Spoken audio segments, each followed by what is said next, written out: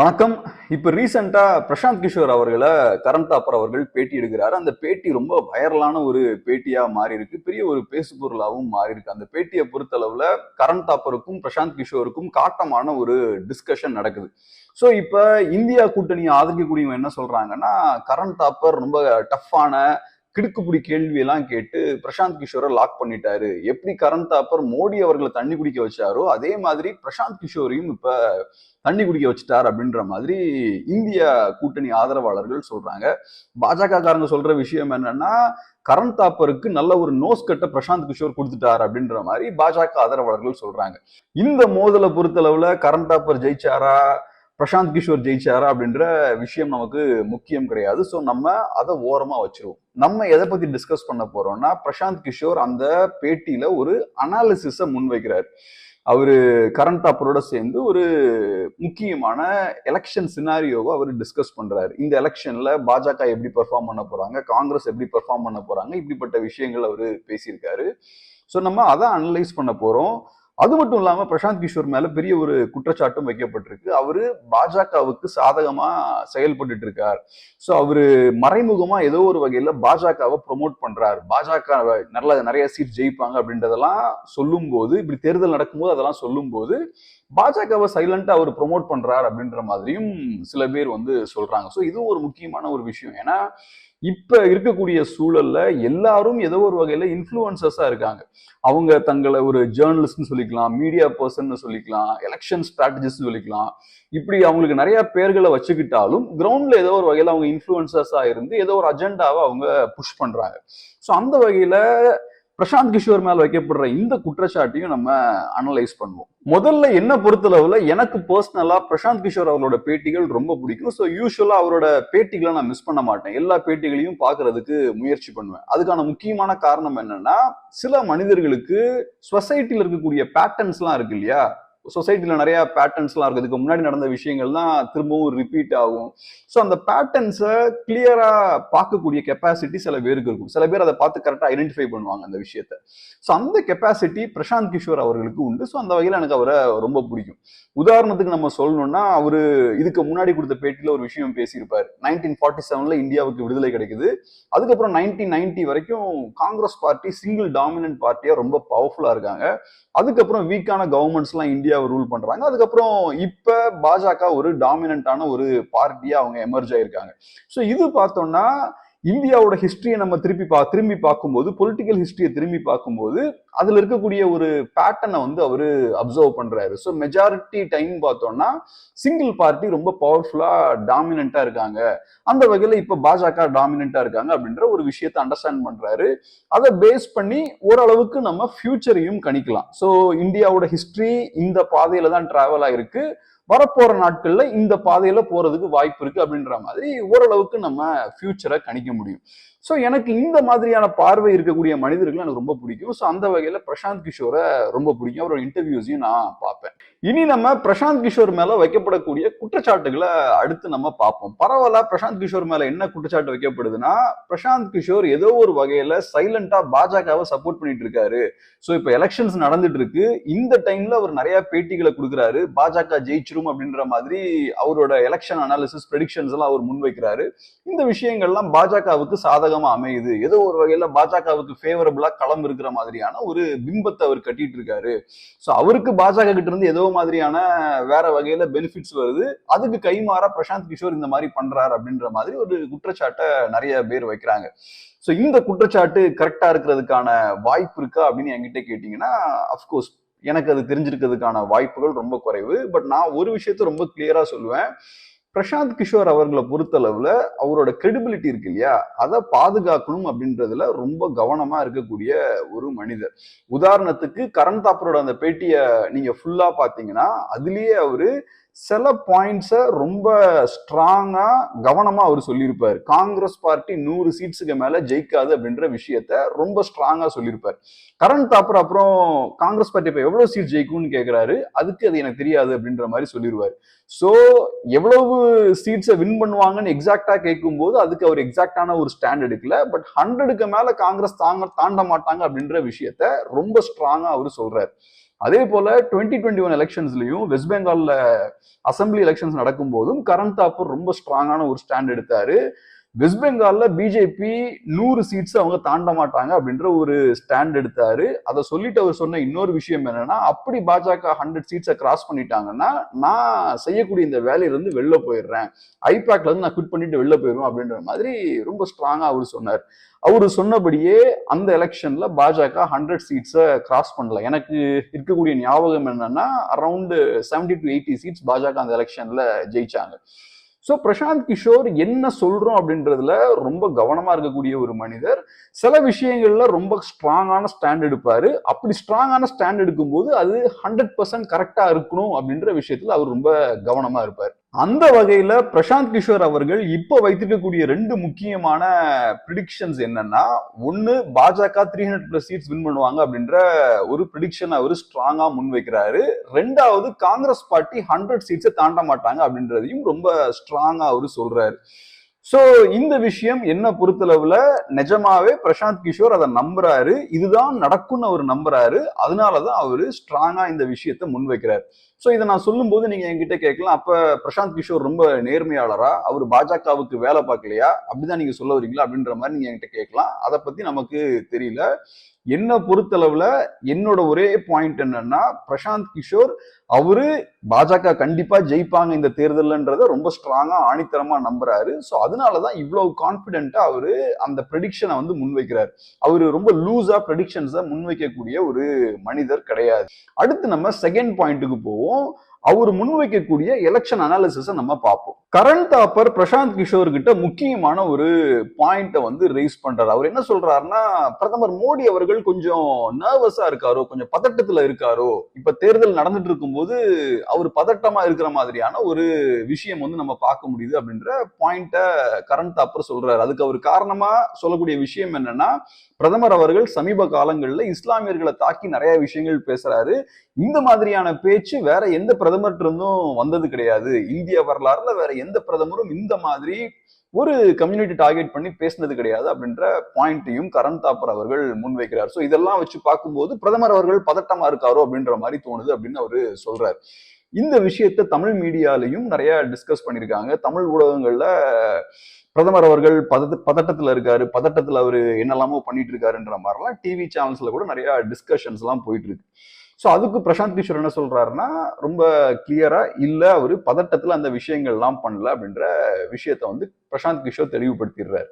இந்த இடத்துல நம்ம ஃபர்தரா உள்ள போறதுக்கு முன்னாடி நான் என்னோட பர்சனல் ஸ்டாண்டையும் நான் தெளிவுபடுத்திக்கிறேன். இப்ப என்ன பொறுத்தளவுல நான் டெஃபினட்டா பிரதமர் மோடி அவர்கள் பேசின விஷயங்களெல்லாம் நான் ஏத்துக்க மாட்டேன். டெஃபினட்டா அதை நான் அப்போஸ் பண்ண தான் செய்வேன். பிரதமர் மோடி அவர்கள் இஸ்லாமியர்கள் குறித்து பேசின விஷயங்கள் தப்பு, ரொம்ப கம்யூனலா பேசின விஷயங்கள்லாம் ரொம்ப தவறு. கரண் தாப்பர் சொன்ன விஷயம் கரெக்ட் தான். இந்திய வரலாறுல எந்த பிரதமரும் இந்த மாதிரி ரொம்ப கம்யூனலா பேசினது கிடையாது.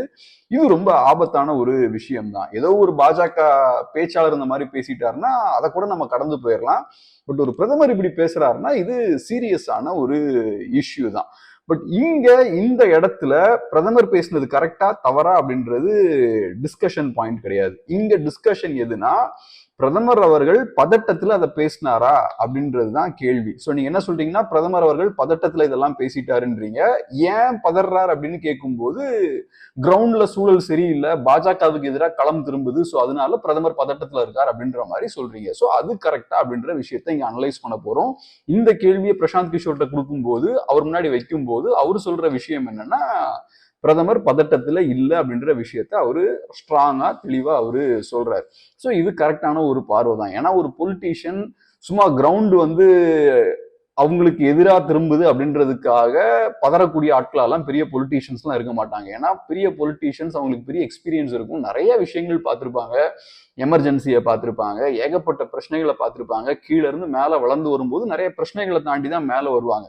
ஸோ எலெக்ஷன்ல நமக்கு எதிராக ரிசல்ட்ஸ் எல்லாம் திரும்பிடுமோ அப்படின்ற பயத்துல எல்லாம் அவங்க வளர மாட்டாங்க. அப்படியே அவர் வளரக்கூடிய ஒரு சூழல் ஏற்பட்டாலும் ஒரு பிரதமரை சுத்தி நிறைய செக்ஸ் அண்ட் பேலன்ஸ் எல்லாம் இருக்கும், கட்சிக்காரங்க இருப்பாங்க, ரிசர்ச் டீம் இருப்பாங்க, ஏகப்பட்ட பேர் இருப்பாங்க, ஏதோ ஒரு வகையில இன்புட்ஸ் எல்லாம் கொடுத்து அவங்க அதை ஸ்டாப் பண்ணிடுவாங்க டெஃபினட்டா. ஸோ இது வந்து கண்டினியூ ஆக முடியாது. மேபி ஒரு இடத்துல தப்பு நடக்கலாமே தவிர கண்டினியூஸா இது வந்து கண்டினியூ ஆக முடியாது. ஸோ அந்த வகையில டெஃபினட்டா உளறி இருக்க வாய்ப்பு இல்லை. ரெண்டாவது, பிரதமர் மோடி அவர்களும் சரி, அமித்ஷா அவர்களும் சரி, அவங்களோட ஸ்ட்ரென்த்தே எலெக்ஷன்ஸை ஃபேஸ் பண்றதுதான். எலெக்ஷன்ஸ்ல போய் கேம்பெயின் பண்றது, மக்களை வாக்களிக்க வைக்கிறது, இதுதான் அவங்களோட ஸ்ட்ரென்த்தே. ஸோ அவங்களோட அரசியல் எழுச்சியை நீங்க பாத்தீங்கன்னாலே அவங்களுக்கு பெரிய கொள்கைகள்லாம் எதுவும் கிடையாது. எப்படி வாக்குகளை வாங்கலாம் அப்படின்ற விஷயம் தெரியும், மக்களோட சைக்காலஜி தெரியும், ஸோ மக்களை எப்படி மேனிப்புலேட் பண்ணலாம்னு தெரியும். ஸோ அதை எஃபெக்டிவா பண்ணி தான் அவங்க வாக்குகளை பெற்றிருக்காங்க. ஸோ இதுதான் அவங்களோட ஸ்ட்ரென்த். எப்படி ஒரு முதலைக்கு தண்ணியில தான் பலம் அதிகமோ, அதே மாதிரி பிரதமர் மோடி அவர்களுக்கு, அமித்ஷா அவர்களுக்குலாம் இதுதான் அவங்களுக்கு ரொம்ப நல்ல ஒரு டைம். இது எலெக்ஷன் டைம்ல தான் அவங்க ரொம்ப ஆக்டிவா, ரொம்ப பிஸியா இருக்கக்கூடிய ஒரு டைம், ஃபுல் ஃபார்ம்ல இருக்கக்கூடிய ஒரு டைம். ஸோ இங்க எலெக்ஷன்ல ஏதோ ரிசல்ட் அவங்க கையை மீறி போயிருமோன்ற பயத்துல எல்லாம் உளரக்கூடிய ஆட்கள் அவங்க டெஃபினட்டா கிடையாது. இப்படி இந்த மாதிரியான ஆர்கியூமெண்ட்ஸ் வைக்கிறது வந்து என்ன பொறுத்தளவுல பிராக்டிக்கலான அரசியல் புரிதல் இல்லாதனாலதான் இந்த மாதிரியான விஷயங்கள்லாம் பேசலாங்கன்ற மாதிரி தான் நான் பாக்குறேன். இனி அடுத்தது நம்ம பிரதமர் அவர்கள் ஏன் இந்த மாதிரி பேசுறார் அப்படின்ற விஷயத்த பார்ப்போம். ஸோ இப்ப அவங்களுக்கு பதட்டம் இல்லை அப்படின்னா ஏன் இஸ்லாமியர்களை கடுமையா தாக்க வேண்டிய ஒரு தேவை ஏற்படுது அப்படின்ற விஷயத்த பார்ப்போம். இந்த கேள்வியை கரண் தாப்பரும் கேட்கிறாரு.